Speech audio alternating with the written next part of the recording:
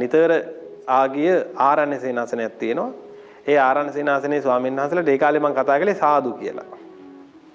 ඊළඟට කතා කළේ අවසර කියලා තියෙනවා. එක එක වචන පාවිච්චි කරනවානේ.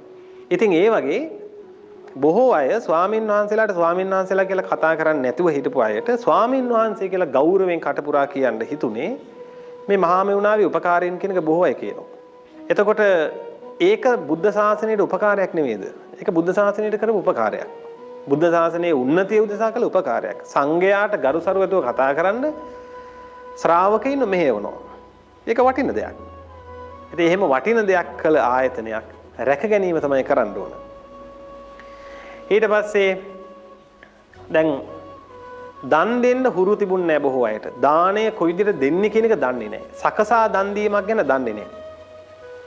හොඳට මේක සකසලා දෙන්න ඕන, දෙන දේ හරියට දෙන්න ඕන කියන එක දන්නේ නැහැ. දානේ විපාක දැනන් හිටියේ නැහැ.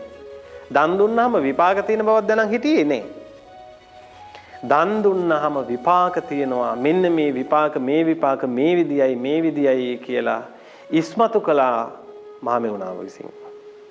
එතකොට යම් කෙනෙකුට තර්කයක් තියෙන්න පුළුවන් ඇයි ඊට කලින් ඉස්මතු වෙලා තිබුණ නැද්ද කියලා. හැබැයි මහමෙවුනාවෙන් යම් කෙනෙකුට අපි හිතමු දන් දීමේ විපාක ගැන දන්නේ නැතුව හිටපු එක්කෙනෙකුට හරි ඒකේ විපාක කියලා දුලා ඒක ඉස්මතු කළා නම් ඒක වටින දෙයක් නෙවෙයිද? ඒක වටින දෙයක්. ඒකට නිහතමානී වෙන්න ඕන. දැන් වටින දේ වටිනවා කියලා කියන්න පුළුවන් වෙන්නේ නිහතමානී කෙනෙකුට. නිහතමානී නැති ආඩම්බරකාරයාට මේකේ වටිනාකමක් තේරෙන්නේ නැහැ. හැබැයි නිහතමානී කෙනා පිළිගන්නවා එක්කෙනෙක් හරි යහපතක් වෙනවා නම් ඒක යහපතක්මයි, ඒක වටිනවා කියලා. ඒ නිසා මේ දන් දීමේ විපාක මහමෙවුනාන් බොහෝ කියලා දුන්නා. අර පාලි පත පොතේ තියෙන දැන් මං ඇතුළු මමත් ගොඩාක් පාලි දන්න කෙනෙක් නෙමෙයි, පොඩ්ඩයි දන්නේ. ඉතින් මං හිතනවා මේ ලංකාවේ බහුතරය ඒ විදිහ තමයි. ඉතින් ගොඩාක් දන්නේ නැහැ, පොඩ්ඩයි දන්නේ. සමහර අය දන්නේම නැහැ. එතකොට ඒ බොහෝ අයට දැන් අර සරල සිංහලට මේ පොතපත පරිවර්තනය කළාට පස්සේ ඒකේ තිබ්බ වටිනාකම තමයි කියවලා තේරුම් ගන්න පුළුවන්. එතකොට පැහැදීම තියෙන නුවණැත්තා, මොලේ කල්පනා කරන කෙනා, නුවණ මෙහෙවන කෙනා ටක් ගාලා මේක අල්ල ගන්නවා. ඉතින් ඒ විදිහට හිත පහදවාගෙන දන් දෙන්න උපකාර කළා මහමෙවුනාව. ඒක වටින දෙයක්. ඊළඟදී දැන් ගුරුවරයෙක් විදිහට මගේ දරුවන්ට හරියට ඉගැන්වුවොත් තමයි මට යහපතක් වෙන්නේ. ඒ වගේම තමයි තව වෛද්‍යවරයෙක් වුණොත් වෙන කෙනෙක්. ඒ කෙනා තමන්ගේ රෝගීන්ට හරි විදිහට ප්‍රතිකාර කළොත් තමයි එතුමට යහපතක් වෙන්නේ. ඒ විදිහට තමන් කරන සේවාව හරියට කරපුවාම ඒ සේවාව හරියට කිරීම නිසා පිනක් රැස් වෙනවා. සේවාව හරියට කිරීමේ විපාක තියෙනවා. නිවැරදිව සේවාව කිරීමේ විපාක තියෙනවා කියලා ඉස්මතු කළා මහමෙවුනාව. ඒක වටින්නේ නැද්ද? ඒ නිසා කී දෙනෙක් රාජ්‍යංශයේ හොරකම් කරන්න බලාගෙන හිටපු අය ඒ හොරකම අතහැරලා දාලා දැන් රාජ්‍යංශයේ පවිත්‍රව වැඩ කරනව ඇද්ද? පෞද්ගලික අංශයේ කී දෙනෙක් හොරකම් කරන්න ඉඳලා යටිමඩි ගහන්න ඉඳලා ඒක පැත්තකින් තියලා මේ සේවාවේ විපාක තියෙනවා, ඒ නිසා මම මේකට නරක දෙයක් කරන්නේ මම යහපතක් කරනවා කියලා හිතලා කී දෙනෙක් දැන් අර වැරදි වැඩ අතහැරලා යහපත් පාරට ඇවිත් ඇද්ද? ඒකෙන් කොච්චරක් මේ රටේ මේ දේශීය නිෂ්පාදනය කොච්චර වැඩි වෙන්නේ නැද්ද? මිනිස්සුන්ට මොනතරම් සේවයක් එන්නේ නැද්ද?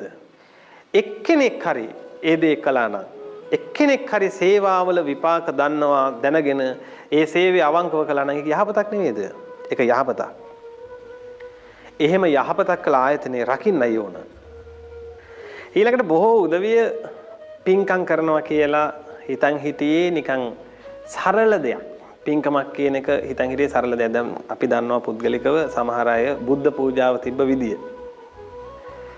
මේ බුද්ධ පූජාව අරගෙන ගිය විදිය. එතකොට චෛත්‍ය වන්දනා කළ විදිය. ඉතින් ඒ වගේ අර අපේ රටේ සම්මත වෙලා තිබ්බ නිකන් කාලයත් එක්ක යටපත් වෙලා එක එක වෙනස්කම් වලට ලක් වෙලා මේ පින්කම් කරන හරි විදිය බොහෝ දෙනා දැනගෙන හිටියේ නෑ. ඉතින් මහා විශාල පරිමාණයේ චෛත්‍ය වන්දනා, චෛත්‍ය ඉදිකිරීම විශේෂයෙන් මං හිතන තරමට චෛත්‍ය 30 ගාණක් අලුතෙන් මේ මහ පොළොවේ ඉදි වුණා. මහමෙවුනාව උපකාරයෙන්. එක චෛත්‍යයක්වත් ඉදි වුණොත් ඒක මහත්ඵල නැද්ද? ඒක මහත්ඵල දෙයක්. බෝධි මණ්ඩප ඉදි වුණා. පුරාණ සෑරජාණන් වහන්සේලා ප්‍රතිසංස්කරණය වුණා. දැන් උදාහරණයකට සේරුවාවිල විල්ගම් මෙහෙර මහා සෑරජාණන් වහන්සේ ප්‍රතිසංස්කරණය වුණා. නැවත ඉදිවෙමින් පවතිනවා. එතකොට මේක වටින්නේ නැද්ද? වටිනවා.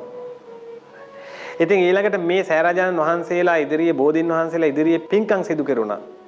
ලක්ෂ ගාණක් සැදැහැති බෞද්ධ ජනතාව අබෞද්ධ අය පවා, ඒ කියන්නේ බෞද්ධ අය නෙවෙයි වෙනත් අන්‍යාගමික අය පවා තමන්ගේ තුන් හිතින් තිසරණේ සරණ ගියා. උප්පත්තියෙන් වෙන ආගම්වල. හැබැයි හිතින් තිසරණේ සරණ ගියා. ඒක යහපත් නැද්ද? ඒක යහපත් දෙයක්. ඊට පස්සේ ඒ පින්කම් කරන විදිය ඉගෙන ගත්තා. පින්කමකට සම්බන්ධ වෙලා තුන් හිත පහදවගෙන වන්දනා කරන විදිය ඉගෙන ගත්තා. යහපත් නැද්ද? යහපතක්. පින්කම් කිරීමේ විපාක තියෙනවා කියලා දුන්න මහමෙවුනාව. ඒක යහපතක්. එහෙම කියලා දුන්න ආයතනේ රකින්න ඕන නැද්ද? ඒ ආයතනේ රැකින්නයි ඕන.